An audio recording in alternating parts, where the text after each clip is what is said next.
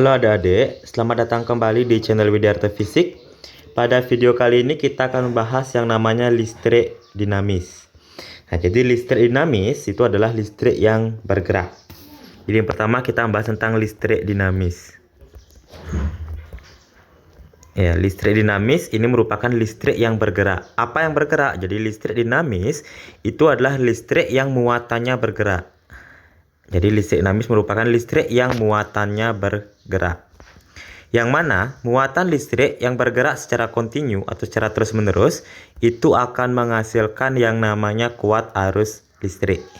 Nah, jadi muatan listrik yang bergerak secara kontinu itu secara terus-menerus akan menghasilkan yang namanya kuat arus listrik. Dengan demikian, pada video kali ini kita akan membahas lebih banyak tentang kuat arus listrik. Ini tentang kuat arus listrik, yang mana kuat arus listrik itu dilambangkan dengan I, yang menunjukkan banyaknya muatan yang mengalir per satuan waktu. Jadi di sini Q di sini merupakan muatan yang satuannya Coulomb.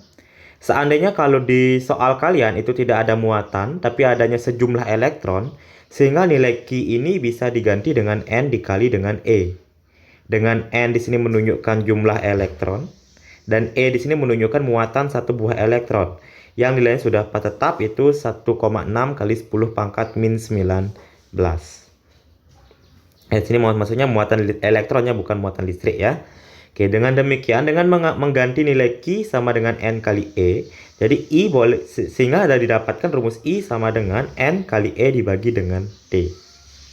Nah, kalau seandainya di soal kita tidak ada muatan elektron, maka untuk mencari kuat arus listrik itu bisa menggunakan rumus hukum Ohm. Yang mana berdasarkan hukum Ohm, I di sini kuat arus listrik itu berbanding lurus dengan tegangan dan berbanding terbalik dengan hambatan. Artinya, apabila tegangan yang diberikan atau beda potensial yang diberikan semakin besar, maka kuat arus listrik juga akan semakin besar. Begitu juga dengan hambatan R sini, kalau hambatannya semakin besar, jadi pembaginya semakin besar sehingga kuat arus listrik yang dihasilkan akan semakin kecil. Oke, jadi di sini untuk dasar kuat arus listrik, untuk memperjelas pemahaman kalian, mari kita cek ke contoh soal berikutnya. Berikut ini adalah contoh soal untuk materi mengenai kuat arus listrik. Ketika bertemu soal fisika, yang pertama kita cari adalah bagaimana makna soal atau apa yang ditanyakan dari soal, kemudian kita mencari diketahuinya. Oke, di sini dalam waktu 2 menit, di sini ada kata waktu. Waktu 2 menit berarti itu artinya T. Dengan demikian di soal diketahui T itu sama dengan 2 menit.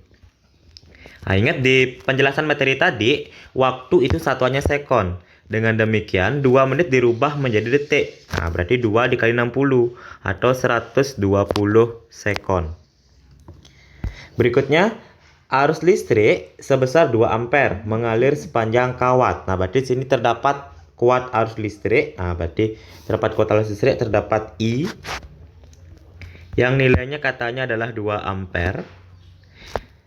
Nah, pertanyaan di soal kalian, nilai muatan yang berpindah dan jumlah elektron. Nah, berarti yang diminta sini adalah nilai Q dan nilai N. Ya, jadi N ya.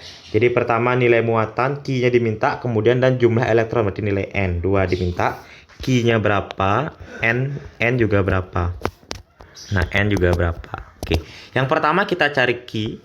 Jadi kita cari Q ada 2 rumus, yaitu hubungan I dengan T dan hubungan Q dengan N kali E, gitu tadi hubungannya kan.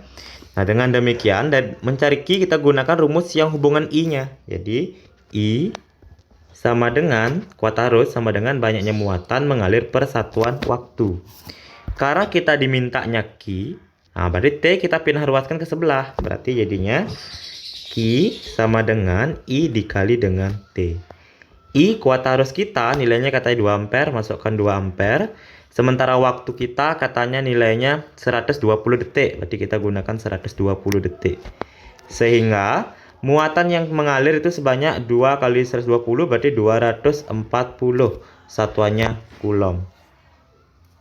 Nah, berikutnya di soal berikutnya diminta nilai N, banyaknya elektron. Banyaknya elektron itu berhubungan dengan nilai Q. Yang mana dari rumus kita ketahui bahwa Q, muatan itu sama dengan jumlah elektron dikali dengan E. Jadi dengan di sini N, jadi N sama dengan Q dibagi dengan E. Nah, jadi Q kita sudah dapatkan nilainya dari sebelumnya, dapat kita 240. Jadi kita masukkan 240 dibagi dengan E. E di sini muatan satu buah elektron yang nilainya 1,6 dikali 10 pangkat minus 19. Atau biar gampang kita tulisnya 240 per 16 kali 10 pangkat min 20.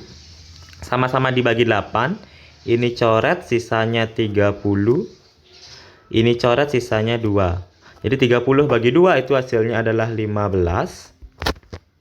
Dikali 10 pangkat min 20 di bawah tanda per, di bawah kata tanda per, jadi positif 20. Nah, berarti jadinya 10 pangkat 20.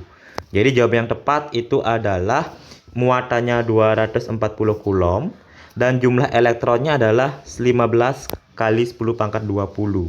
Jadi option yang paling tepat itu jawabannya adalah option nomor C. Oke, mari kita cek ke soal berikutnya.